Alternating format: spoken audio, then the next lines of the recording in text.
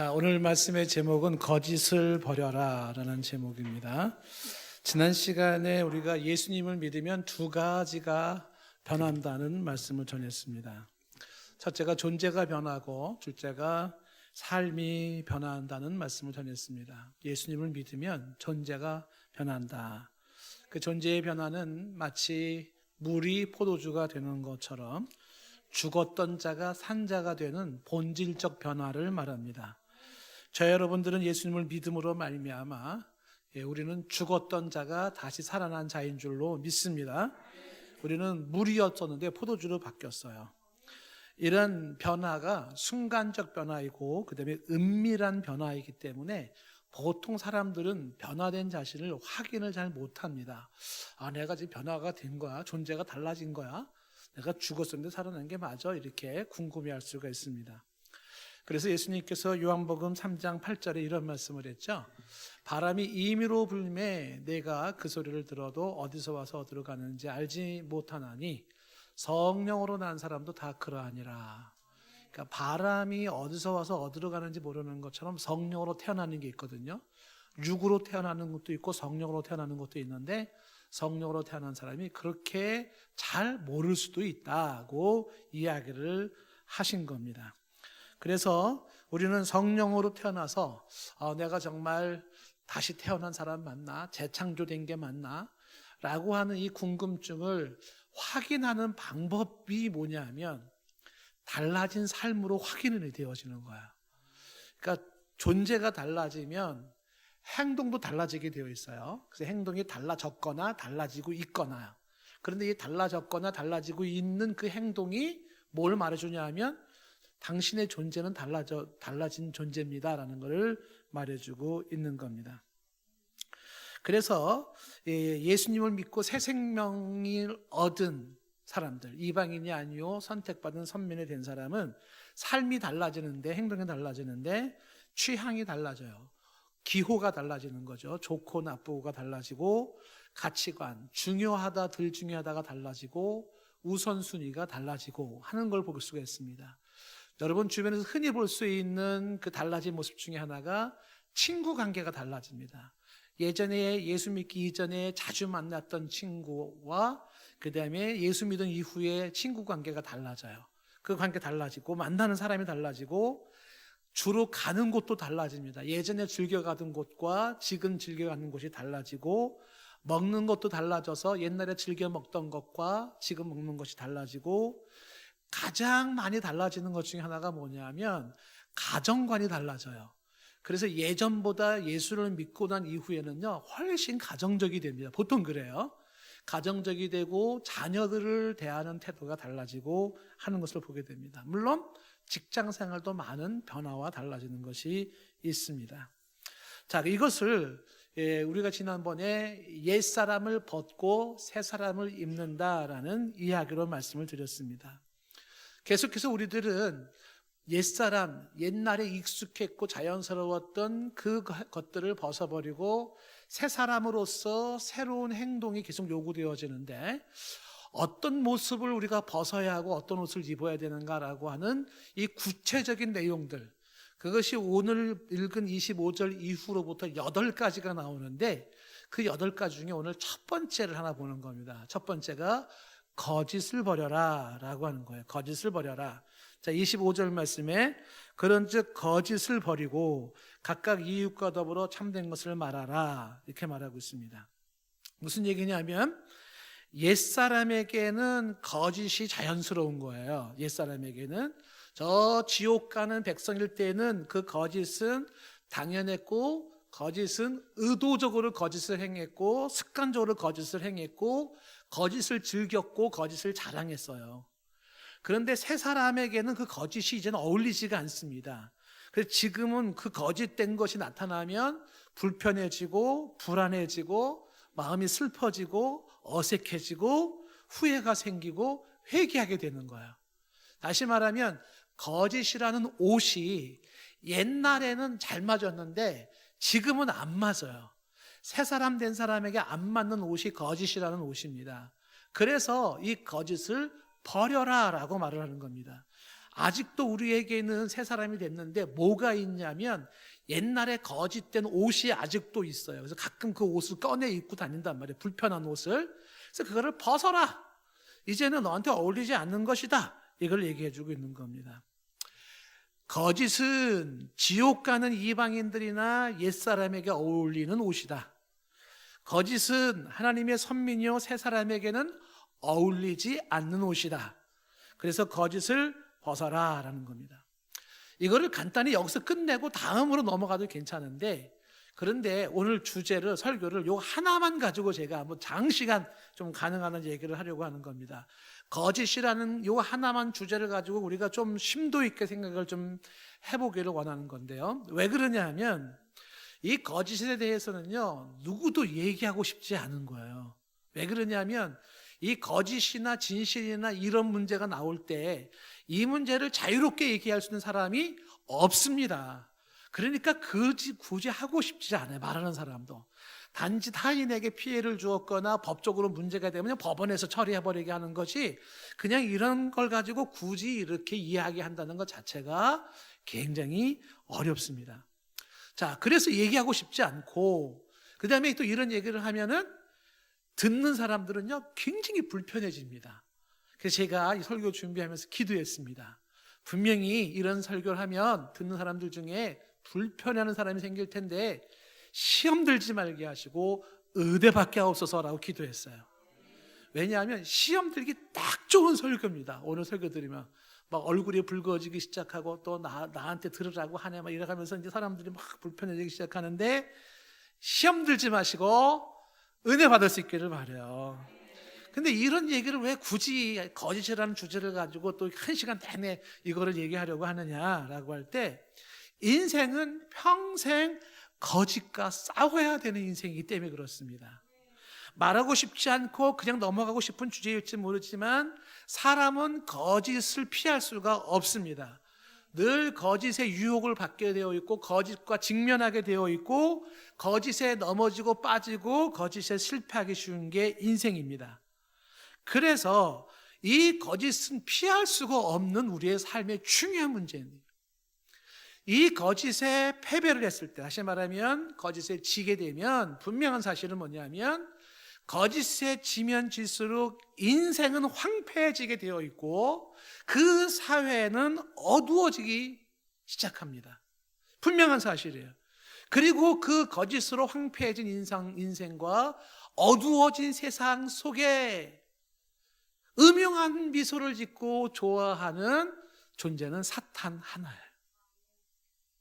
그래서 참 이야기하기 힘든 주제일지 모르지만 우리는 피할 수 없는 이 거짓에 대한 주제를 한번 이 시간 진지하게 고민을 하려고 합니다.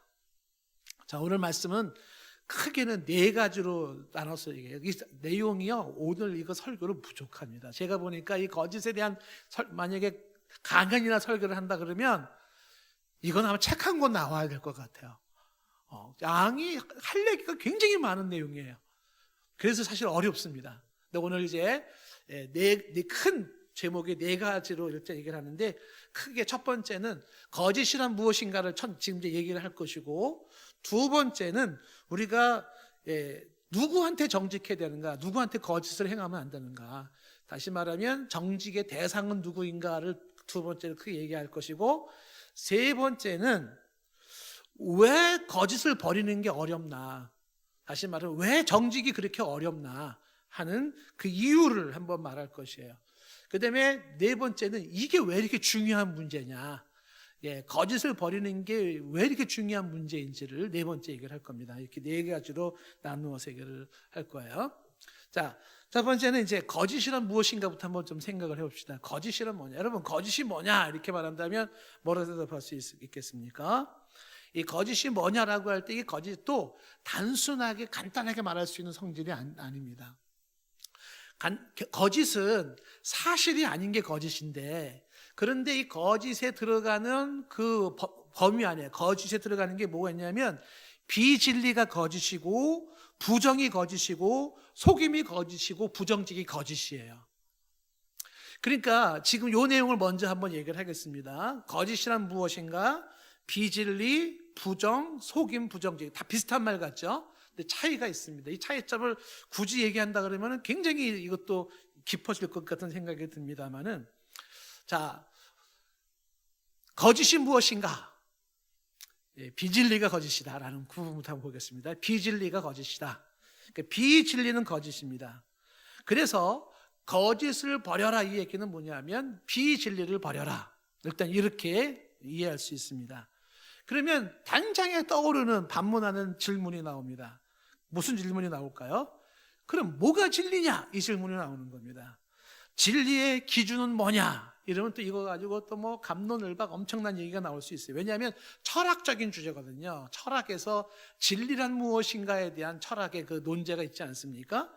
진리의 기준은 뭐냐? 뭘 기준으로 그건 진리다 비진리다 말을 하느냐라는 거예요. 그래서 이런 건 다 폐일은하고 우리는 성경이 진리이고 예수님이 진리인 줄로 믿는 사람들입니다. 그러므로 우리가 진리의 기준은 누구냐라 그러면 성경이 진리의 기준이고 혹은 예수님이 진리의 기준입니다라고 말하는 겁니다.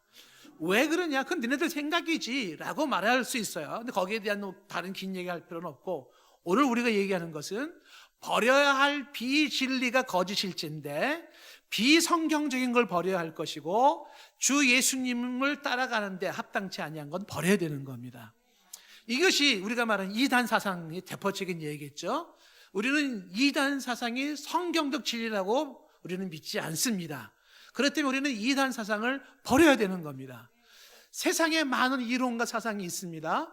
세상에 많은 이론과 사상 중에도 성경과 합하는 내용도 있지만 성경에 반하는 내용도 있습니다. 그랬을 때 성경에 합하는 내용은 우리는 받아들일 수 있지만 성경에 부딪히고 반대가 되는 사상은 우리는 어떻게 해요? 그건 진리가 아니라고 버려야 할 줄로 믿습니다. 성경적 삶을 살아가는 우리에게 필요한 것은 성경에서 말하고 있지 않은 것이라면, 성경과 반대되거나 부딪히는 것이라면 우리는 그것은 비진리라고 고백하고 그것은 거짓이기에 마땅히 하나님의 사람은 버려야 되는 것입니다. 예수님께서 요한복음 14장 6절에 유명한 말씀하셨죠. 내가 길이요 진리요 생명이다. 그 나로 말미암지 않고는 아버지께로 올 자가 없다라고 말했어요. 파스칼이나 C.S. 루이스 같은 사람이 이런 질문을 보면서, 이 말씀을 보면서 이렇게 고민을 한 겁니다. 누가 과연 자기가 길이고 자기가 진리고 자기가 생명이라고 말할 수 있을까? 그렇게 말할 수 있는 사람들이 누굴까? 예수님이 이렇게 말했다는 것은 셋 중에 하나라는 거죠. 첫째, 정신병자이거나 사기꾼이거나 아니면 하나님이거나. 그런데 이렇게 말을 하고 있는 예수님을 가만보니까 정신병자는 아닌 것 같고 사기꾼도 아닌 것 같고 하나님이 맞겠네 이렇게 되는 거예요. 근데 예수님께서 내가 길이요 진리요 생명이다. 그래서 우리는 예수님이 길이요 진리요 생명이라고 고백을 하고 실제로 예수님을 잘 따라가서 예수님이 주시는 그 길로 진리로 생명으로 우리는 인도되는 사람들입니다. 자, 그런데 요한복음 16장 13절에 예수님이 또 이런 말씀했어요. 진리의 성령이 오시는데 그가 너희를 모든 진리 가운데로 인도한다는 겁니다. 진리의 성령은 진리로 인도한다. 그래서 저와 여러분들이, 일반인들은 이거 몰라요. 성경을 모르는 사람들은 이건 도무지 모르는 얘기입니다. 무슨 진리의 성령이라는 게 뭐 성령이 뭐야? 뭐 이거부터가 이해가 안 되지 않겠습니까? 근데 크리스천 여러분들은 이제 알잖아요. 성령님이 계시는데 그 성령님은 진리의 성령님이시고 성령이 내 안에 거하시면 저희를 어디로 인도해요? 진리 가운데로 인도하는 거예요. 그래서 우리는 무엇이 성경적이고 무엇이 성경적 진리인지에 대해서 더 많은 토론이 필요할지는 모르겠지만 우리는 한 가지 분명하게 여기서 세워야 하는 게 있다는 겁니다. 그것은 바로 비성경적인 비진리는 어떻게 하라? 버려라. 공부하시면서 알아가시면서 이건 비성경적이네 비진리네 라고 판단되는 건 뭐 하세요? 버리셔야 돼요. 왜? 그것은 저 지옥 가는 이방인들, 지옥 가는 옛사람한테나 어울리는 옷이에요. 새 사람들에게 선민된 하나님의 자녀에게는 어울리지 않아요. 비진리라고 하는 것은. 그러면 거짓이란 무엇인가라고 할 때 비진리가 거짓이고, 또 하나 거짓이 무엇인가라고 할 때 부정이 거짓이에요. 부정. 이 부정이라는 사전적인 의미는 바르지 않다, 옳지 않다예요. 바르지 않은 것은 거짓이고 옳지 않은 건 거짓입니다. 그거를 버리라는 거예요. 다시 말하면 정의에 반대되는 것이 거짓입니다. 예를 들어서 자, 여러분 부정에서 우리가 뉴스나 일상에서 많이 접하는 것 중에 한번 생각해 보세요. 뭐가 부정이냐면 입시 부정이라는 단어가 많이 나와요. 입시 부정. 그러면 입시 부정이거든요. 그럼 무슨 얘기냐면 옳지 않은 방법으로 입시를 치르거나 입학을 하는 경우입니다. 입시 부정. 자, 이런 것들은 뭐 해라? 버려야 돼요. 새 사람 된 크리스찬들에게는 이건 거짓이기 때문에 어울리지 않는 옷이에요. 그 입시 부정, 예를 들어서 부정이잖아요. 버려야 되는 거예요. 그러면 또 하나, 부정축제. 부정축제는 뭐야? 정당하지 않은 방법으로 돈을 모으는 거예요. 부를 축적하는 겁니다. 뭐해라? 버려라는 거예요. 그러니까 그거는 저 지옥 가는 사람들에게 어울리는 옷이에요. 거짓이거든요. 그 부정축제는 거짓인데 그거는 지옥 가는 사람한테는 어울리는 건데 새 사람 된 사람에게, 하나님이 선 믿는 사람에게는 어울리는 옷이 아니에요. 그러니까 그런 거는 버리라는 겁니다. 오늘 말씀을 들으면서 아, 이게 버려야 될 것이었구나 라고 판단된다면 크게 아멘하시면서 내 거로 만드세요. 여기서 먹먹먹먹거리고 아직도 뭐가 뭔지 몰라가지고 멍하고 읽고 있으면 계속 이런 부정의 그런 거짓에 넘어갈 수가 있게 될 겁니다. 부정을 저지르다, 그렇죠, 버려야 되겠죠. 부정이 탄로나다, 공금을 부정하게 쓰다. 부정이라는 용어가 그렇게 쓰여진단 말입니다. 그랬을 때에 이 부정, 옳지 않은 거, 바르지 않은 것들은 거짓이기에 버려라. 자, 그 다음에 뭐가 거짓인가라고 할 때 지금 두 가지 얘기했잖아요. 첫 번째는 거짓은 비진리가 거짓이다, 부정이 거짓이다 그랬잖아요. 또 뭐가 거짓입니까? 속이는 게 거짓이에요. 속이는 거, 속임수가 거짓입니다. 이건 타인을 속이는 행위를 말하는 건데 이런 것들은 거짓, 남을 속이는 건 뭐하라? 그건 거짓이기 때문에 버려라. 자, 딸기 장사가 딸기를 팔고 있습니다. 박스 안에 위에는 어떤 딸기? 크고 좋은 딸기. 그 걷어내는 그 다음 밑에는 무슨 딸기? 썩어진 딸기, 조그만 딸기. 속이는 거잖아요. 뭐하라? 버려라. 이거는 우리에게 어울리는 게 아니라는 것입니다. 가짜를 진짜처럼 팔지 말아라. 뭐 약이 굉장히 좋은 약인 것처럼 팔지 마라. 사기 치지 마라. 사기 행각을 버려라. 다 거짓이에요. 남을 속이는 것은 다 그건 거짓이기 때문에 버려야 됩니다. 어느 날 저에게 문자가 왔습니다. 문자가 왔는데 이렇게 왔어요. 아빠, 나 폰이 고장나서 수리 맡기고 문자 사이트로 문자 보내는 거야. 확인하고 답장 줘. 이렇게 왔어요. 아니 이게 누가, 그래서 우리 집에 애들한테 가정 단톡에다가 올렸어요. 야, 이런 문자 왔는데 누가 보낸 거냐. 그러니까 애들이 뭐라 그래요? 그렇죠? 이게 다 거짓말인데 이 문자가 남한테만 온 게 아니라 우리 집사람한테, 우리 애들한테도 막 이게 막 온 거예요. 이게 뭐예요? 보이스 피싱 같은 거로 이거 사회를 치려는 것이잖아요. 요즘 굉장히 이 사기 행각이 어디까지 왔냐 하면, 여러분 들어보셨죠? 딥페이크. 딥페이크라는 거는 뭐냐 하면 특정인의 얼굴을 인공지능 AI를 통해 가지고서 특정 영상에다가 이렇게 붙여놔요. 편집을 하는 거예요. 그러면요, 감쪽할 수가, 그 영상물을 만드는 거예요. 예를 들면은 병원에 막 그냥 이렇게 막 피가 막 낭자해서 병원 응급실에 실려 있는데 얼굴이 우리 집 아들 딸이에요. 얼굴을 보니까. 그럼 부모가 그 영상 받으면 어떻게 했어요? 깜짝 놀라는 거잖아요. 보니까. 근데 그게 우리 집 아들 딸의 얼굴 사진만 가지고 다른 환자한테 얼굴 싹 이렇게 편집을 한 거거든요.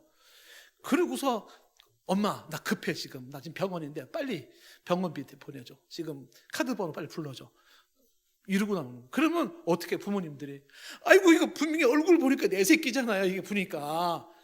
이런 속임수가 있다라는 겁니다. 딥페이크. 교회를 상대로 해서 사기를 치고, 어르신들을 상대로 사기를 치고, 어리숙한 사람들을 상대로 사기를 치는 게 있어요. 이거는 지옥 백성에게 어울리는 옷이에요. 새 생명을 얻은 자, 하나님의 선민인 하나님의 사람들에게는 어울리지 않는 옷이에요. 그러니 어떻게 하라? 버려야 되는 것들입니다. 예수 믿고 크리스찬 되면서도 아직도 그러한 사기적인 행각이 있습니까? 안 되는 거죠. 이 속임수라는 건 주로 타인을 대상으로 해서 나타나는 거짓이라면, 자기가 자기 자신을 향하여서 거짓된 게 있어요. 그게 비진실입니다. 저기 부정직이에요. 정직하지 못하는 거예요. 그래서 이제 우리가 무엇이 거짓이냐라고 할 때 그 거짓의 범위는 비진리도 거짓이고 부정도 거짓이고 속임수도 거짓이지만 부정직도 거짓에 들어가는 거예요. 부정직. 진실하지 못한 거예요. 그건 자기 자신에 대해서 정직하지 못한 겁니다.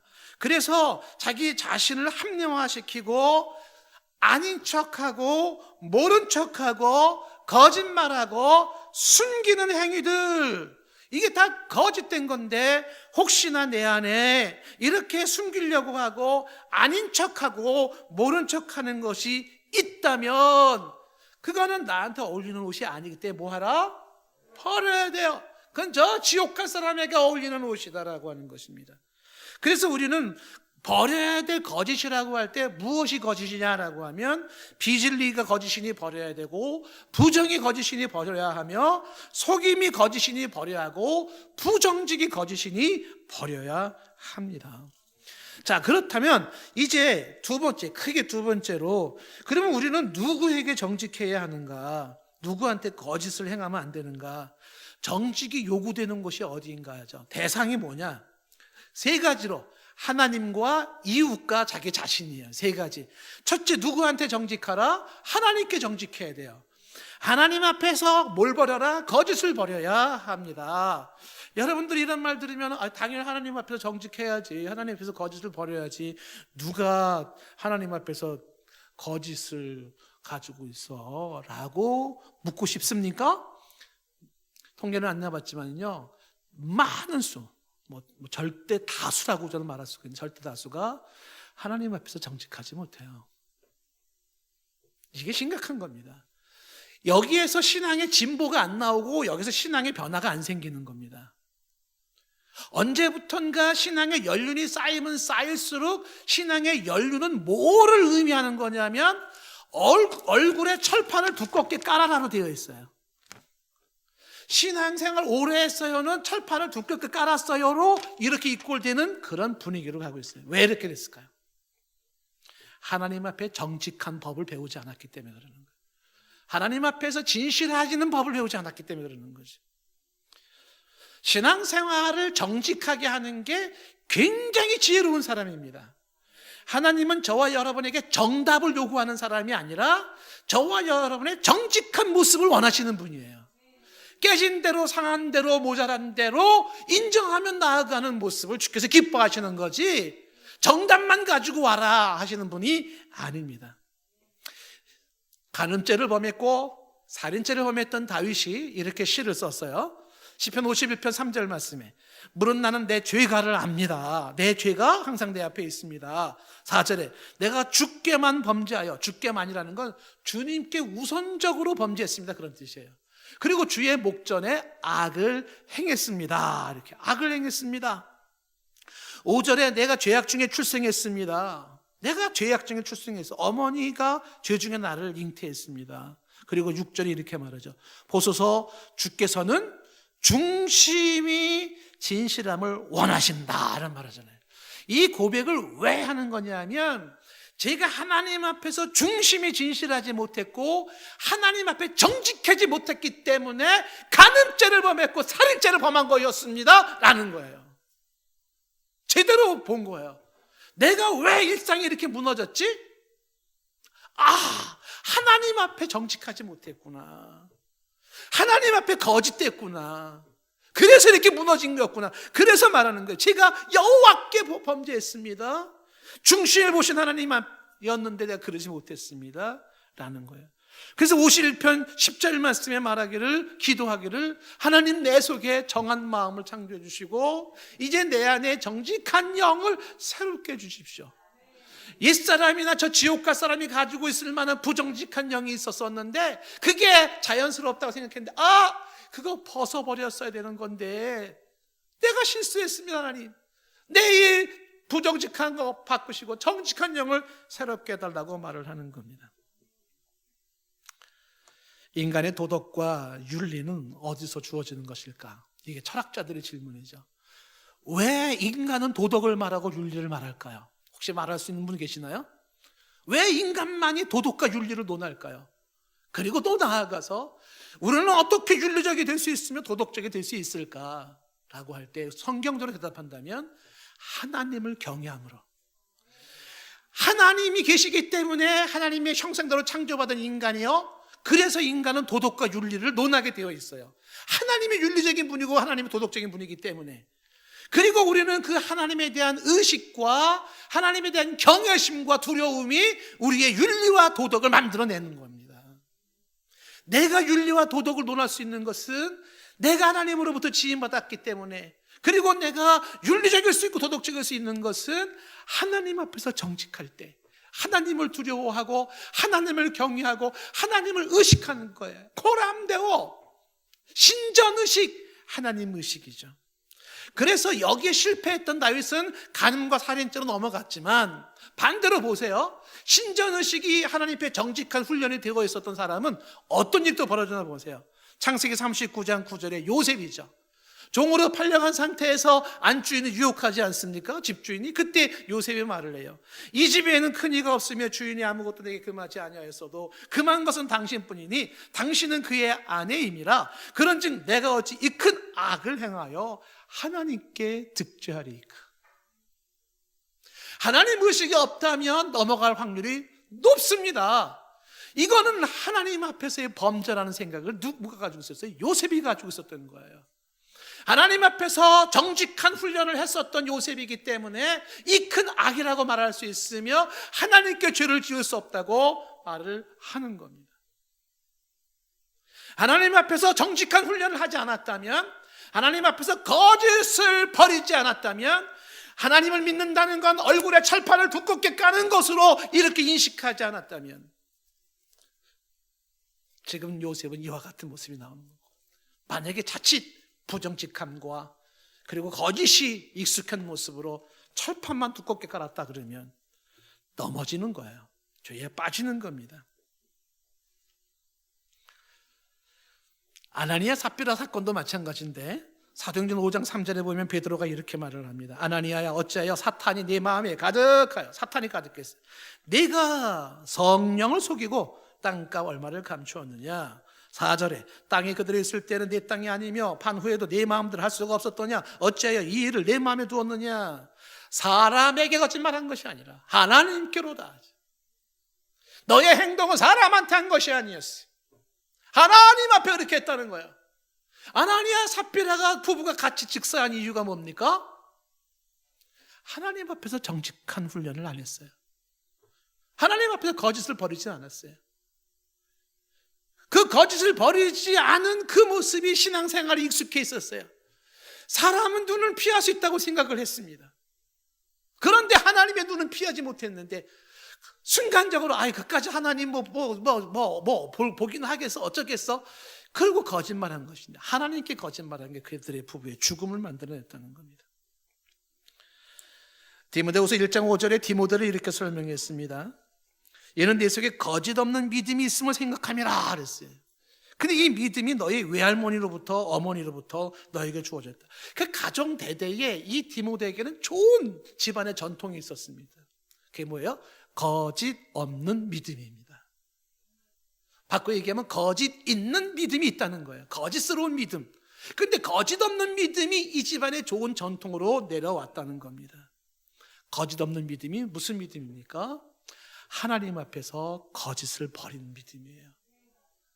하나님 앞에서 거짓의 가면을 쓰고 있는 믿음이 아니라는 거예요. 여러분, 신앙생활을 할 때 이런 거로 막 사모함을 가져야 돼.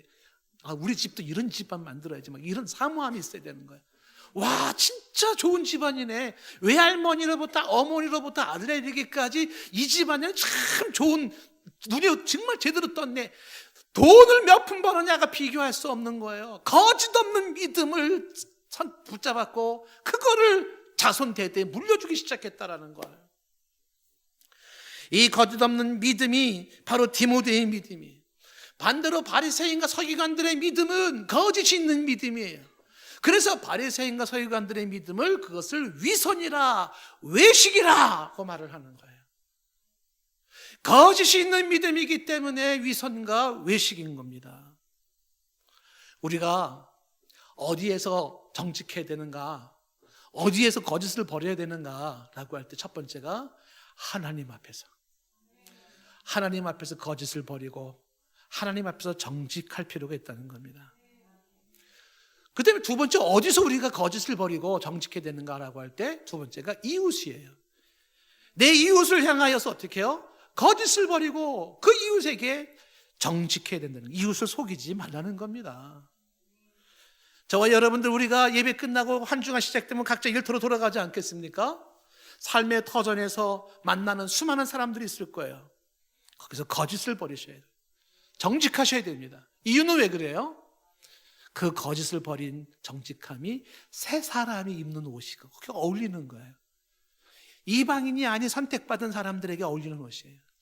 아직도 누군가를 속이면서 장사합니까? 그러면 그것은 저 지옥 갈 사람들이 입는 옷이에요. 그거는 지금 어울리는 옷이 아닙니다. 건축을 했는데, 공사를 했는데, 집에 어느 집에서 천장이 좀 이렇게 수리를 하려고 천장을 뜯었더니 천장에서 온갖 쓰레기가 우르륵 쏟아져. 집에 좀 집 좀 넓히려고 벽을 갖다가 이렇게 좀 헐었더니 벽 안에서 그냥 먹다 남은 그 짜장면 그릇, 뭐 나무젓가락, 비닐봉지 막 쓰레기들이 우르르 쏟아졌어요. 뭐예요? 이웃을 속인 거예요. 정직하지 못한 겁니다. 안 보이니까 야 덮어놓으면 돼. 그리고 공사를 해버린 거. 천장 덮고 지붕 벽 덮고. 이런 건 거짓이에요. 이런 거 어떻게 알아? 제가 이거 어떻게 알아? 그럼 여러분 버려라 이렇게 얘기를 해요. 알았죠? 이거 어떻게 알아? 그렇죠. 이건 우리한테 어울리지 않는 거예요. 야야야 됐어. 바빠 죽겠네. 다음 팀 가서 일해야지. 야 빨리 덮어. 이게 아니라는 거예요. 어느 분이 병원에 가가지고 배가 아파가지고 이 수술을 하려고 열어봤더니 배 안에 예전에 수술했을 때 했던 그 안에 뭐 거즈, 그 분대, 이게 그대로 들어있다는 거예요. 그걸 그대로 그냥 꼬매버린 거예요, 의사가. 이거를 뭐 하라? 버려야 돼. 이거는 지옥 가는 사람들이 하는 거예요. 크리스천들에게는 어울리지 않는 옷인 거예요. 식당에 갔는데 한번 봐도 이건 누가 먹던 거 다시 내온 것 같아. 이건 어떻게 알아? 버려야 되는 거예요. 더럽게 해가지고 이렇게 하면 안 되는 거예요. 잠언서 11장 1절 말씀에 속이는 저울은 여호와께서 미워한다 그랬어요. 공평한 추가 하나님이 기뻐하시는데, 저울을 달아가는데 속이는 저울이 뭐예요? 물건에다가 뭐 돌을 넣어가지고 한다든지. 어떤 사람은 그런 사람이 들켰잖아요. 이 물건을 갖다 이걸 다는데 저를 다는데 이게 달면서 순간적으로 저울을 탁 누르는 거야, 이거를. 그리고 어떻게 또 해가지고 발로 해가지고 발로 이렇게 당기면 저 바늘이 움직이게 돼. 그래가지고 뭐 500g짜리 2kg입니다. 2kg 보세요. 저울 2kg. 예, 2kg 값 됐어요. 이거 뭐 하라? 버려라. 이런 거 하지 마라. 이웃을 향하여서 정직하게 상거를 해야 되는 것입니다. 이 정직한 상거래라는 거는 바가지 씌우지 말고, 그 다음에 속이지 말고 정말 정직하게 하라는 거 아닙니까? 그런데 저는 이제 경영학자도 아니고 또 이제 뭐 경영에 대한 전문가는 아닌데, 저 같은 사람이 봤을 때 장사를 정말 잘하는 방법이 뭐냐 하면은 고객에게 신뢰를 주는 거예요. 신뢰를 주지 못하면 그 가게요 빨리 문 닫을 생각하셔야 돼요. 근데 그 신뢰는 어디서 오냐면 정직하면서 오는 거예요. 정직하지 못하면 신뢰를 얻을 수가 없어요. 사람은요, 신뢰가 깨지면 그 가게 다시는 안 갑니다. 그리고 누가 간다 그러면 가지 마. 거기 있잖아. 정말 안 좋은 데야. 말립니다. 우리 교회 공사할 때, 6층 공사할 때 저걸 누구한테 공사를 좀 맡겨야 되나. 저기 한 1억 들어갔잖아요. 사람들 견적 막 냈습니다. 내가지고 보니까는 사람들이 믿을 수가 없는 거예요. 그런데 입소문에 의해서 모모라는 분이 계신데, 그분이 아주 일을 성실하게 정직하게 잘한다는 거예요. 그래서 그분한테 맡겼더니 아니나 다를까 진짜 성실하게 하시더라고요. 참 정직하게 하시더라고요. 그래서 우리도 그분한테 6층 공사를 했어요. 그리고 저는 뭐 해요? 나팔 불고 다니는 거예요. 공사할 사람 그분한테 하세요. 공사할 사람 그분한테 하세요. 이게 장사를 그분이 잘하는 비결이죠. 누군가가 했더니 거기 가지 마세요. 우리 성지순례 여행 갔는데 마이크 들고 선전하고 있어요. 거기 여행서 쓰지 마세요. 거기 쓰지 마세요. 장사를 잘한다라는 게 뭐냐면 순간적으로 속여가지고 일시적인 수익을 얻는 게 잘하는 게 아니잖아요. 신뢰를 줘서 고객을 오랫동안 보관하고 입소문으로 많은 사람들이 와야 되지 않겠습니까? 그렇지 않겠습니까? 반응이 없어가지고. 어느 중국집에를 갔는데 쟁반짜장을 시켰어요. 쟁반짜장에서 철 수세미가 나온 거예요. 한 번도 그냥 그거 먹을 뻔했어요. 날카로운 철 수세미예요. 그래서 주인 아주머니한테 여기 이 짜장면에 이게 철 수세미가 나왔다 그러니까 아주머니가 뭔가 막 이상한 듯한 자세를 보이면서 미안하다면서 사이다 하나를 딱 갖다 주고 그냥 가더라고요. 미국 같으면 그거 요금도 안 받고요. 다시 해주고 다 새로 하고 그러는데 뭐 한국은 그렇지가 않잖아요. 그 집은 다시는 저는 안 가죠. 여기 멀지 않은 저기 누가 거기 가자 그러면 저는 가지 말자 그러죠. 신뢰를 잃어버리니까 다시는 가고 싶지 않아요. 이웃에게 정직하라. 특히 장사하시는 분들은 어떻게 해요? 이웃에게 속이지 말고 제대로 하라는 겁니다. 직장 생활 하시는 분들 계시잖아요. 정직해야 되겠죠. 회사에 물건 집으로 가져가지 마세요. 이까짓 건 가져가도 괜찮지. 하지 마세요. 그거는요, 정직하지 못한 거잖아요. 어느 한 사람이 점원이 편의점에서 알바하는 점원애가 걔가 결국 경찰서 잡혔어요. 대구 달서구에 있는 거기 있는 학생이 편의점 3곳을 통해 가지고 현금과 문화상품권 1,000만 원 이상 상대의 금품을 훔친 혐의로 체포가 됐습니다. 야간 근무 그다음에 현금이 많이 모일 때 사장이 없을 때를 틈타 가지고 돈을 뺐다는 거 아닙니까? 그 경찰서 조사를 받으면서 이 아이가 하는 말이 부모님은 이혼했고 자기에게 관심도 없고 가출하여서 먹고 살아야 되는 생활비가 없어서 그랬다는 거예요. 편의점에서 저 알바를 하면서도 빼요. 은행에서도 얼마를 빼요. 뭔가를 하면서 조작을 해서 빼내요. 이런 것들은 지옥 갈 사람들에게 어울리는 거예요. 그래서 너희가 존재가 달라졌다. 새 사람이 되었다. 그리고 너희들은 이방인이 아니고 이제는 하나님의 선민 백성이다. 그러니 이런 이웃을 향한 거짓을 뭐하라? 버려라는 거예요. 그럼 여러분들 생각에 이런 말 생각할 거예요. 그래가지고 왜 목사님 못 벌어먹고 살아요? 예? 정직해가지고 사회생활 해가지고요 돈이 생기는 줄 아세요? 목사님이 세상 물정 너무 모르시는 것 같아. 세상을 잘 살려면 있잖아요. 거짓말을 잘해야 되고요. 떡칠도 기름값도 잘 줘야 되고요. 뇌물도 잘 해야 되고요. 술도 잘 먹어야 되고요. 이중장부도 잘 만들어야 되는 것이고요. 그리고 적당히 거짓말도 잘 시켜야 되는 거예요. 목사님이 뭘 몰라. 그래가지고 이렇게 설교를 하는 거야. 이렇게 생각하시는 분 계시나요? 네, 없는 줄로 믿습니다.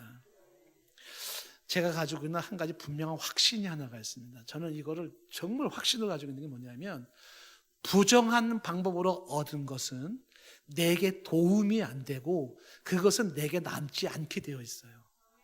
결정적인 순간에 도움이 안 됩니다. 그리고 그건 빠져나가게 되어 있습니다. 저는 이 확신을 가지고 있어요.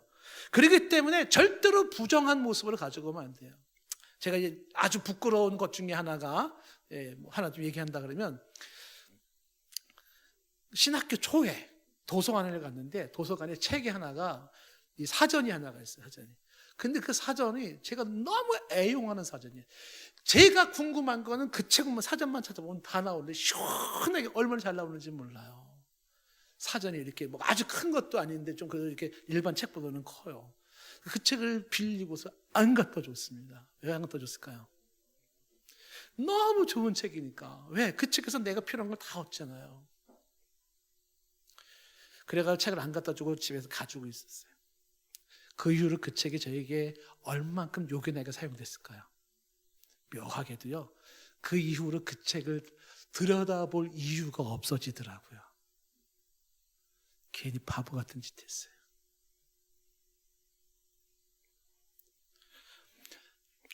예레미야 17장 9절에 이렇게 말씀하고 있어요. 만물보다 거짓되고 심히 부패한 것은 마음이라. 누가 능히 이를 알리오마는. 만물보다 거짓되고 심히 부패한 게 마음이에요.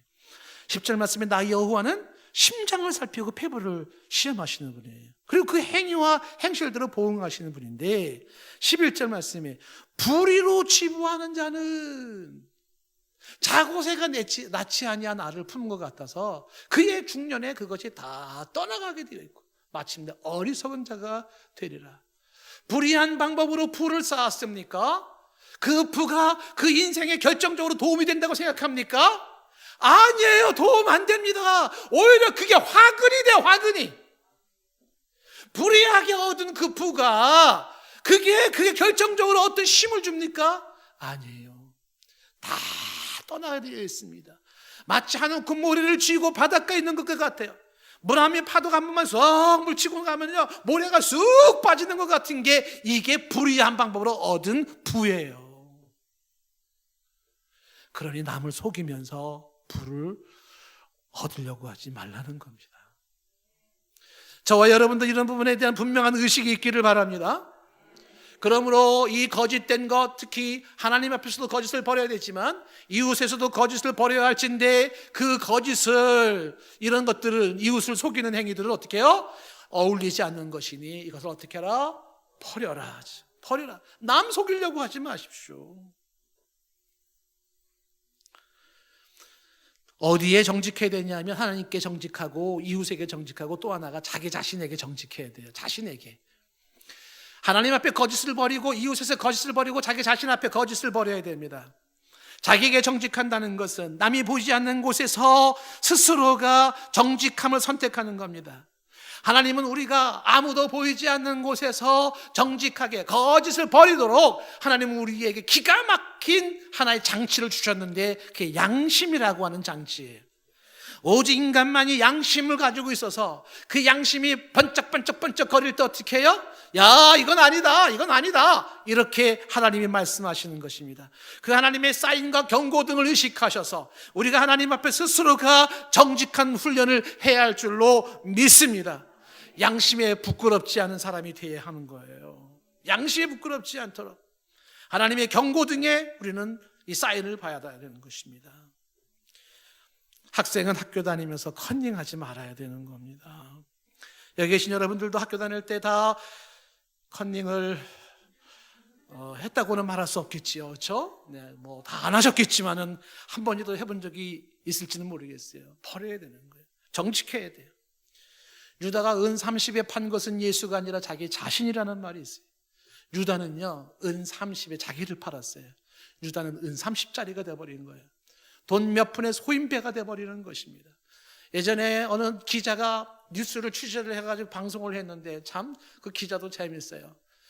그 고속도로 출구 이렇게 막 나가는데 차 지나가면 속도 위반하는 차들, 뭔가 그 교통 위반하는 차들이 있으면 차를 딱 세워요. 경찰관이, 교통경찰관이. 그러면 그 운전자가 면허증을 딱 주면서 10,000원을 딱 이렇게 주면은 교통경찰관이 조심하세요. 자, 안녕하십시오. 딱 보내주는 거예요. 10,000원을 안 주면은 경찰관이 딱지를 뜨는 겁니다. 네, 속도 위반하셨습니다. 이거를 숨어가지고 기자가 촬영을 쫙 한 거예요. 그리고 뉴스에 방송이 됐습니다. 그리고 얼굴은 가렸지만 경찰복 입은 경찰관이 이제 돈 얼마를 받고 호주머니에 쓱 넣는 거를 그 고선에 다 나왔어요. 그리고서 이제 호주머니에 딱 넣고 운전자한테 경례를 딱 하는 거죠. 안녕하십시오. 이 기자가 이거를 뉴스를 보내면서 마지막 멘트가 뭐냐면, 대한민국 경찰의 경례 10,000원짜리입니다. 대한민국 경찰의 경례는 10,000원짜리라. 뼈 있는 말을 딱 해버린 거예요. 모든 경찰이 다 그렇지는 않겠지만은요, 돈 몇 푼의 소인배가 되는 거죠. 자기 자신에게 정직해야 되는데 그러지 못하는 거예요. 혹시 거짓을 숨길 수 있다고 생각을 하십니까? 사람이 비밀을 가질 수 있다고 생각하십니까? 깨십시오. 사람은요, 숨길 수가 없고 비밀이라는 게 없어요. 없게 되어 있습니다. 그렇기 때문에 숨길 수 있다고 생각하고 가릴 수 있다고 생각하지 마십시오. 자기가 자기 자신 앞에 정직해야 돼요. 하나님 앞에서 내가 내 자신에게 정직해서 양심이 이건 아니다 싶은 거는 어떻게 해요? 하지 말아야 되는 거예요. 비밀은 없습니다. 다 드러나게 되어 있습니다. 최소한 하나님 앞에 드러나게 되어 있는 거죠. 자기 자신에게 정직해야 된다는 거예요. 자, 그런데 여러분들, 얘기가 점점 힘들어지기 시작합니다. 왜냐하면 이제 세 번째로 크게 말하고 싶은 것은, 처음에는 거짓이 뭐냐라는 얘기를 했고, 두 번째는 어디에 정직해야 될 것이냐, 하나님과 이웃과 자신에게 정직하라는 걸 얘기를 했는데, 크게 세 번째로 좀 말하고 싶은 것은 이 정직이 왜 어려운가예요. 거짓을 버리는 게 왜 이렇게 어려운가? 이 문제를 한번 얘기를 하고 싶습니다. 사람이 정직해지기가 왜 이렇게 힘든가? 바꿔 얘기하면 정직해지려면, 거짓을 버리려면 무엇이 필요한가? 몇 가지를 말하고 싶은데, 첫 번째, 자아상의 문제입니다. 건강한 자아상을 가져야 정직할 수가 있습니다. 사람이 정직하지 못하는 건 자아상이 건강하지 못한 거예요. 자기 자신에 대한 건강한 상을 가지지 못한 겁니다. 내 모습이 이대로 자기 자신에 대해서 긍정하지 못하고 자기 자신에 대해서 긍지를 가지지 못하는 겁니다. 깨진 자아상을 가진 사람들, 열등의식이 많은 사람들, 이런 사람들일수록 부정직해요. 이런 사람들일수록 거짓이 많습니다. 열등의식이 많아가지고. 그런데 자기 자신에게 당당한 사람들일수록 그들은 그렇게 거짓으로 자기를 덮지 않는다는 사실입니다. 그래서 정직하려고 그러면은요, 자아상을 회복시켜셔야 돼요. 건강한 자아상을 가져야 되는데 이게 쉽지 않죠. 어릴 때부터 부모한테 무슨 말을 듣고 자랐는지, 성장 과정 속에서 어떠한 경험을 했는지, 이게 다 나의 자아상을 만들어 놓았어요. 깨진 자아상, 그런 열등의식에 사로잡힌 자아상을 가진 사람들이라면은 오늘도 무엇인가 자기를 커버하기 급급하고, 실수가 드러날까봐 안 드러난 척하고 숨겨야 되고 합리화시켜야 되고 그러고 있다는 것이에요. 만약에 자아상이 건강하지 못하다 생각된다면 거울을 바라볼 때마다 하나님 앞에서 내가 누구인지를 선포하세요. 하나님의 시선으로 나를 보기 시작해야 돼요. 내 시선으로 나를 보지 말고 하나님의 시선으로 나를 바라볼 때, 하나님은 그럼에도 불구하고 나를 사랑하시고, 그럼에도 불구하고 하나님은 나를 품어주시고, 그럼에도 불구하고 하나님은 내 아버지가 되시고, 그럼에도 불구하고 하나님은 나를 안아주시는 하나님, 내가 하나님의 아들이 아닌가? 내가 하나님의 딸이 아닌가?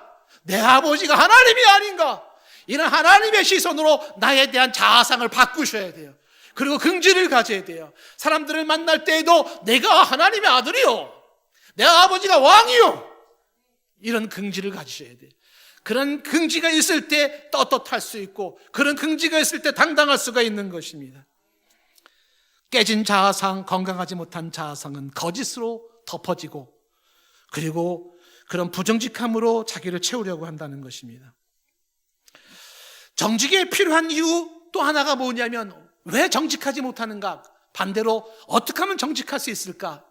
두 번째는요, 용기입니다. 용기. 용기가 없으면 사람들은 정직하지 못해요. 여러분, 정직은요, 아무나 하는 게 아니에요. 진정 용감한 사람만이 정직할 수 있습니다. 용기가 없는 사람들은 거짓말에 익숙해져 있고, 그리고 자신의 잘못을 덮기에 급급해 한다는 사실입니다. 정직해지려면 용기가 필요해요. 내 실수나 내 실패를 인정할 수 있는 용기가 필요한 겁니다.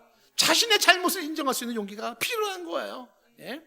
목사님들끼리 족구를 했습니다. 족구를 했는데 공을 찬다는 게 공이 발도 안 맞고 씩 넘어간 겁니다. 근데 아무도 몰라요. 발도 안 맞고 공 넘어간 건 나만 알고 있는 거예요. 양심 선언했습니다. 안 맞았어요. 그랬어요. 그러니까 한쪽에서는 가만히 있지, 그걸 왜 얘기를 하냐고. 심판도 가만히 있는데 그걸 굳이 얘기해가지고 막 그래요. 그러니까 저쪽 팀에서는 어느 목사님 그러더라고요. 저분은 교회 다니시는 분이 맞나 봐, 그러더라고요. 네, 저 교회 다니거든요. 그러니까 한 분은 오늘 새벽 예배하고 오신 게 맞긴 맞네요, 또 그러시더라고요. 여러분, 그 족구하는 공 발 맞았냐 안 맞았냐 그거 인정하는 것도 그리도 어려워요. 자기의 잘못을 인정할 수 있는 용기가 필요한 것입니다. 떠벌리고 다닐 필요는 없지요. 그러나 그걸 굳이 아닌 것처럼 할 필요는 없는 겁니다. 자기가 한 일에 대해서는 책임을 지려고 하고 처벌이나 보상을 감수하려는 자세죠. 그게 용기입니다. 그래야 내가 처벌받을게, 그래 내가 보상할게, 이걸 가져야지만이, 그래야지 정직해지는 거예요. 여러분, 접촉사고 나고 몰래 가고 메모지도 안 남겨놓고 그런 적 있지 않습니까? 여러분은 없을 거예요. 어디 가면 있을 겁니다. 왜 그래요? 용기가 없는 겁니다. 그러지 마시라고요. 그죠? 지난번에 아파트에 차 들어가다가 뒤를 긁었어요. 그러니까 아무도 없는 겁니다. 아예 그냥 갈까 그러다가 아니지, 그래도 메모를 해놨어요. 전화번호 써놓고 누구누구라고 써놨어요. 그 전화가 왔습니다. 그래서 제가 그랬습니다. 그거 수리를 하실래요? 아니면 제가 그냥 돈 얼마 드릴게요. 그냥 그걸로 그냥 퉁치실래요? 그랬어요. 그러니까 그분이 가만히 있다가 얼마 주시려고. 그래서 제가 한 5만 원 드릴게요. 이렇게. 수리할래요? 그러더라고요.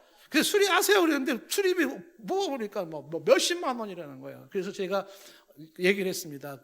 그러면 그 수리하시고 비싸면 제가 보험 처리를 해야 되는데 제가 단골 하는 카센터는 사람이 아주 정직하게 잘해주시는 분이 계시거든요. 그러니까 그쪽에다 맡겨줘도 괜찮을 것 같아요. 정직하게 성실하게 잘해줍니다. 이렇게 해서 그런 수리를 하시라 그랬어요. 그 제가 메모 해놨잖아요. 메모 안 해도 되는데 메모를 해놨잖아요. 그리고 수리해준다 그랬잖아요. 그리고 카센터 아저씨가 정직하다는 얘기 강조했잖아요. 그러니까 이분이 다시 전화를 왔어요. 사실은 다른 데는 전에부터 그렇게 좀 기스나고 찌그러진 거였었고요. 그러면서 앞에 조금만 하면 된다 그러더라고요. 다 뒤집어 씌우려고 그랬다가 제가 하도 웃기는 세상입니다. 책임을 지라는 자세, 보상을 하겠다 이런 자세. 그러니까 아프죠, 괴롭죠. 근데 그런 용기가 있어야 돼요. 인정할 수 있어야 돼요. 여러분 좀 번거롭지만 따라해 봅시다. 정직으로 정면 승부하라. 여러분 이게 최고예요. 그냥 정직으로 정면 승부를 해버리세요. 예. 저도 아주 하나님 앞에서 막 정직한 퍼펙트하다고 말할 수는 없는데 아주 괴로운 게 뭐냐면 그냥 그렇다고 해주세요, 목사님. 그냥 그렇게 넘어가 주세요, 목사님. 굉장히 힘들어요. 그냥 그 사람들은 그냥 그게 그럴 수 있다고 생각하는데 그냥 그렇다고 하시고 그냥 그렇게 넘어가 주시고 그렇게 이렇게 해주시면 정직으로 정면 승부를 하려는 용기가 필요합니다. 왜 그러냐면 있잖아요. 작은 거짓말이 큰 문제를 만들어내는 거예요. 호미로 막을 수 있는 걸 가래로 막아요. 어떤 경우에? 작은 거짓말이. 작은 거짓말을 인정해버렸으면 거기서 끝나버리는 거예요. 근데 그거를 굳이 숨기려고 그러고 아닌 것처럼 하려고 그랬다가 가래로도 안 돼요. 그냥 너무너무 큰 문제가 돼버리는 것입니다. 혹시 거짓말이 익숙해져 있다면은 어느 아주머니가 저는 거짓말을 너무 잘하는데 어떻게 하면 좋게요? 그러니까 목사님이 상담해 주셨습니다. 거짓말을 아주 잘하시는 분들, 그런 분들은 한마디를 더 하세요. 저는 말 때문에 실수가 많은데 그냥 한마디 더 하시라고. 무슨 말을 해요? 좀 전에 한 말 거짓말이에요. 이 얘기 하라 그랬어요. 아주 처방이 좋은 거예요. 입버릇처럼 거짓말을 너무 잘하니까 또 실수했네. 그럼 어떻게 한마디 더 해야지. 저요 좀 전에 한 말 거짓말이에요. 이렇게 얘기를 하라는 거예요. 근데 그 좀 전에 한 말 거짓말이에요. 이 말 인정하는 게 어려워요, 쉬워요? 그래도 어렵다라는 것입니다. 정직하려면 용기가 필요해요. 정직에 왜 정직하지 못하나? 세 번째, 정직하려면 뭐가 필요한가? 실력입니다. 여러분 이 정직은요 실력이 있어야 정직해지는 거예요. 정직이 못하시는 분은 왜 그러냐면 실력이 안 되는 거예요. 모르면 거짓말하게 되어 있고 무능하면 부정직하게 되어 있습니다. 그래서 알아야 거짓말을 안 하고 유능해야 정직해질 수 있는 거예요. 무능한데 실력은 안 되는데 얻고는 싶고 정상에는 쓰고 싶고 그러니까 어떻게 합니까? 부정한 방법을 쓸 수밖에 없는 거예요. 정직하지 못한 것은 실력이 없기 때문인데 정직은 실력을 쌓음으로써 얻어질 수 있다는 거예요. 거짓을 버리고 정직을 위해서 실력이 필요하다. 만약에 그 정도 실력이 안 된다 그러면 욕심을 버려야 되는 겁니다. 그래야 되는 거예요. 실력은 안 되고 갖고 싶은 건 많고 그러면 거짓말하게 되는 것입니다. 가난한 나라 사람들이 왜 돈 맛을 맛보았을 때 가난한 사람들이 부정직한가? 왜 가난한 나라의 사람들은 좀도둑이 많고 소매치기가 많고 공공장소에는 뇌물이 그렇게 흥황해지는가? 가난하기 때문에 그러는 거야. 가난한 사람들은 왜 무질서한가? 질서를 지키면 내 몫이 안 오기 때문에 그러는 거예요. 그래서 그냥 속여야 되고 소매치기도 해야 되고 사치기도 해야 되고 그래야지 내 몫이 떨어지는 겁니다. 제가 시흥동에 와서 받은 문화 충격 중에 하나가 이거예요.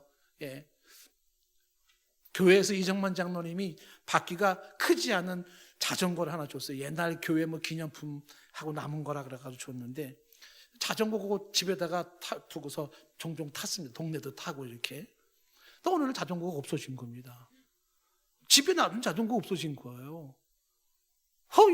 저는 처음에 설마 누가 가져가 버린 거예요. 그리고 또 하나가 계단, 집에 올라가는 그 계단에다가 신발 주머니, 우유 주머니가 있는데 거기에 우유를 넣게 되는데 아침마다 우유가 없는 거예요. 그래서 우유 아주머니한테, 아주머니 왜 우유 안 넣으세요? 우유 넣었는데요 그러는 거예요. 근데 지금 며칠째 없는데요 그러는 거예요. 이상하네, 저 분명히 넣었어요 그러는 거예요.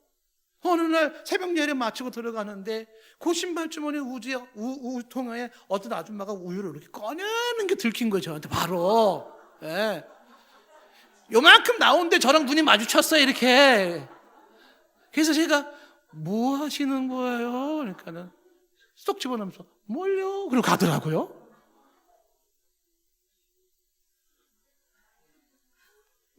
약간 좀 정상이 아닌 것 같은 생각이 들긴 했지만은, 실력이 안 되고 가난하고 무능하면 거짓말하고 속이고 편법 쓰고 그러기가 쉽기 때문에, 그래서 정직하려면 실력을 쌓아야 되고 능력을 키워야 되는 것입니다. 이 사람이 정직하기가 왜 어려운가? 왜 정직하다는 이 부분에 대해서 사람은 누구도 자유롭지 못해요. 왜 그런 줄 아세요? 지금 말한 것 외에도 사람이 정확성이 떨어지면 부정직하다는 말을 들어요. 이건 남을 속이려고 한 것도 아니었고 의도적인 것도 아니었는데, 정확하지 못하면은요, 어떤 사람에게는 당신은 부정직해라고 말을 하게 되어 있는 겁니다. 만약에 여러분, 어떤 분이 오늘 이부 예배 몇 명 나왔어요? 글쎄요, 한 100명 정도 될까요? 만약에 이렇게 얘기한다면 한 분이 딱 째려보고 말할 겁니다. 목사님 거짓말치네. 99명이었는데. 정확하지 않은 거는요, 누군가에게는 그건 부정직하게 보여지는 것이고, 그 다음에 제일 부정직하다는 말이 들을 수밖에 없는 게 뭐냐면, 사람마다 융통성이라는 게 있어서 그래요. 융통성이라는 것 때문에 이게요, 문제가 되는 겁니다. 여러분, 예배 끝나고 여러분 주차하시고 지금 가실 때, 여기 길 나갈 때 좌회전할 때 이렇게 중앙선 이렇게 좌회전 하시나요? 아니면은 이렇게 우측으로 해가지고 골목 돌아가지고 좌회전해서 가시나요? 제가요, 저기 교회 앞에 저기 붙어 있잖아요, CCTV가. 근데 거기 뭐라고 써 있냐면, 아침 7시부터 밤 11시까지 단속합니다라고 CCTV가 있어요. 그래서 저는 7시 이전에는 단속을 안 하는구나 라고 생각을 한 거죠. 아침 7시. 그래서 7시 이후에는 저는 쉬가 안 넘어가고요, 꼭 이렇게 돌아서 가는데, 7시 이전에 새벽 예배 끝나고 갈 때는요, 도는 게 귀찮잖아요. 그러니까 이렇게 하는, 이렇게 쉬어. 아침 7시부터 단속한다 그러니까. 그렇게 해서 이제 이렇게 좌회전 바로 넘어가는데, 단속이 딱지 안 날아오는 거예요. 근데 어느 날 딱지가 날아왔어요. 교통 위반. 사진이 딱 찍힌 거예요. 그 시간에 보니까 아침 6시 몇 분에 해가지고 딱 찍힌 거예요. 그러니까 그 사진을 가만히 보니까, 사진 보면 찍은 위치가 어딘지 알잖아요.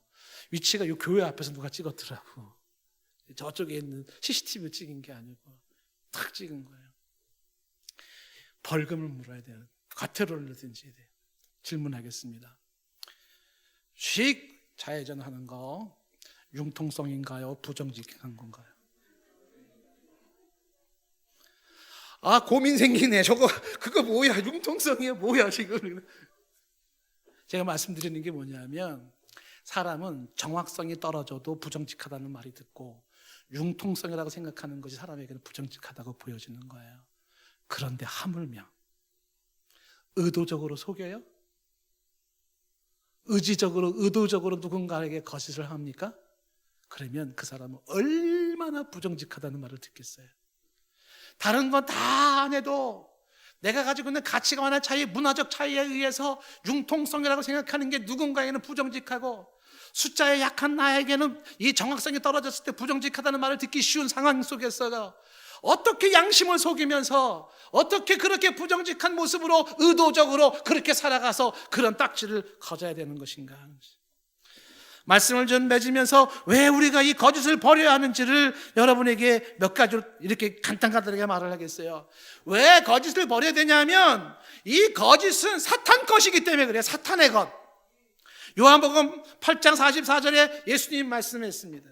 너희 아비 마귀에서 너희가 났는데 너희 아비의 욕심들은 너희가 행하고자 하느니라. 이 마귀는 처음부터 살인한 자고, 진리가 그 마귀 속에는 없어요. 진리에 서지 못하고 거짓말할 때마다 제 것을 하는데 이 마귀는 거짓말쟁이고 거짓의 아비예요. 내게 거짓이 있을진데 나는 사탄의 아들입니다 선포하고 있는 거예요. 우리는 그런 이방인이 아니고 그런 옛사람이 아니에요. 우리는 사탄의 자식이 아니에요. 그렇기 때문에 거짓을 버려야 되는 것이, 그리고 거짓을 왜 버려야 되는 거냐면 이 거짓말하는 자가 지옥 갈 자기 때문에 그러는 거예요. 요한계시록 21장 8절 말씀에 그러나 두려워하는 자들과 믿지 아니하는 자들, 그리고 흉악한 자들, 살인자들, 음행하는 자들, 점술가들, 우상 숭배하는 자들, 이들과 동급이 뭐냐면 거짓말하는 자예요. 이런 사람들은 불과 유황으로 타는 물에 던져지리니 이것이 둘째 사명이에요. 불과 유황에 타는 지옥에 던져지는 것은 거짓말하는 사람들인데, 이 사람들은 우상 숭배자와 같고 점술가와 같고 음행하는 자와 같고 살인자와 같고 흉악한 자와 같고 믿지 않는 자와 같고 두려워하는 자와 같아요. 그 두려움은 그래서 믿음을 잃어버린 자를 말하는 건데, 지옥 갈 것이기 때문에 우리는 그 지옥 갈 백성이 아니니 거짓을 버려라 라고 말하는 거예요. 그리고 거짓을 버려야 되는 또 하나 이유가 뭐냐면 결국 진리와 진실이 이기는 것이기 때문에 그러는 거예요. 밀턴은 말한 것처럼 진리와 허위가 맞붙어 싸우게 하라. 자유롭고 공개적인 대결에서 진리가 진 것을 본 적이 없다는 거예요. 진리가 진 것을 본 적이 없고 진실이 진 적이 본 적이 없다는 거예요. 순간적으로 지는 것 같지만은요, 진짜 이기는 거는 진리가 이기고 진실이 이기는 거예요. 여러분들 싸움을 진짜 잘하는 사람의 특징이 뭔지 아십니까? 사실과 진실을 먼저 붙잡는 겁니다. 그 사람이 이기게 되어 있는 거예요. 사실을 가지고 등장하고 진실과 진리를 가지고 나가는 사람은요, 당연할 재간이 없어요. 진실을 놓치거나 사실을 놓친 사람들은 있잖아요. 아무리 연대하고 댓글을 수백 명을 달고 사람들을 모으고 띠를 두르고 데모를 해도요, 지게 되어 있는 겁니다. 진실이 아닌 걸 잡고 있는 사람들은 가짜를 잡고 있는 사람입니다. 그러므로 우리가 어디서 무언가에 싸워야 한다 할지라도 누가 진리를 알고 있고 누가 사실을 알고 있고 누가 진실을 잡고 있냐라는 거야. 결국 진리가 이기고 진실이 이기기 때문에 우리는 거짓을 버려야 하는 것입니다. 우리는 정직이 최상의 정책이라는 얘기를 많이 듣습니다. 맞습니다. 정직이 최상의 정책입니다. 가장 빠른 길이 정직한 것이고 가장 확실한 게 정직한 거예요. 그게 늦은 것 같지만은 제일 빨라요. 잘 안 되는 것 같지만 가장 확실한 방법이 정직하게 나가는 겁니다. 그리고 이 정직은 신뢰의 기본이기 때문에, 신뢰를 잃으면 모든 것을 잃어버리기 때문에 우리는 정직을 선택하고 거짓을 버려야 되는 겁니다. 양치기 소년처럼 반복되는 거짓말에 익숙해질 때 진짜 늑대가 나타나면 아무도 도와줄 사람이 없습니다. 거짓말에 익숙한 사람들은 진짜를 얘기해도 받아들일 수가 없게 되는 겁니다. 오늘 저는 설교를 마무리 지으면서 굉장히 아직도 못다한 얘기가 많이 있음을 말씀을 드리고 싶어요. 정직에 대해서 할 얘기가 굉장히 많습니다. 진리와 진실의 차이는 무엇인지, 선의의 거짓말은 어떻게 할 것인지, 진실된 거짓말이라는 것은 없는 것인지 수많이 논할 것이 있지만 오늘 저는 여러분들에게 말하고자 하는 핵심은 하나입니다. 거짓을 버려라. 거짓을 버려라. 오늘 설교 말씀을 듣고 여러분 이제 집에 가시면서 적용하실 때 부디 오늘 들은 말씀을 상대방에게 적용시키려고 하지 않기를 축복합니다. 들었지 여보? 응? 찔리는 거 없어? 집사님 들었죠? 이렇게 타인에게 적용시키지 않기를 축원합니다. 자기 자신에게 적용을 시켜야 돼요. 우리 사회는 지금 정직에 목말라 있는 사회에 살고 있습니다. 정부가 정직하다면 얼마나 좋을까?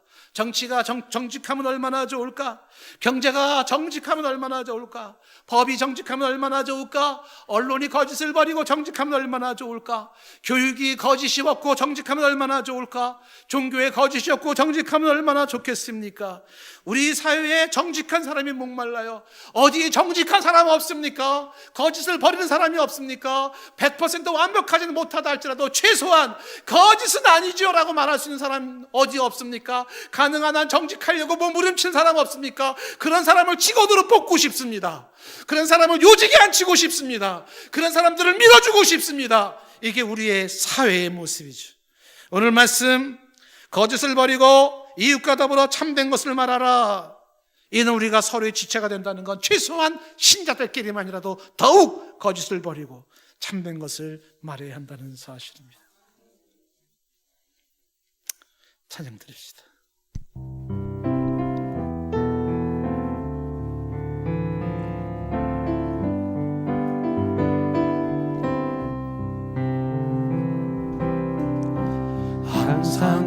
진실게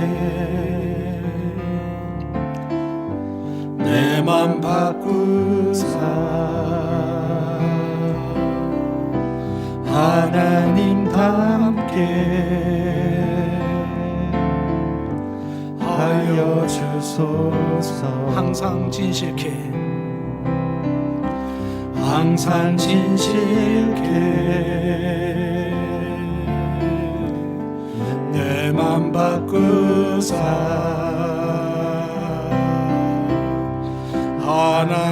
하나님답게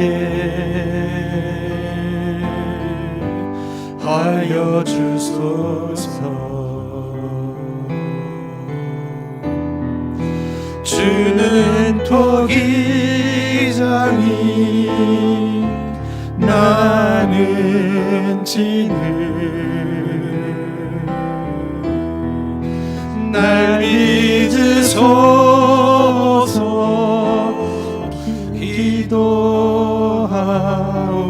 기도하오니 항상 진실게 내 맘 바꾸사 하나님답게 하여 주소서.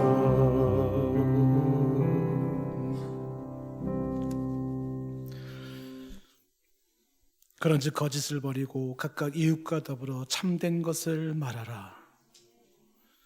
이 말씀을 붙잡게 하옵소서. 예수님의 이름으로 기도드리옵나이다. 아멘.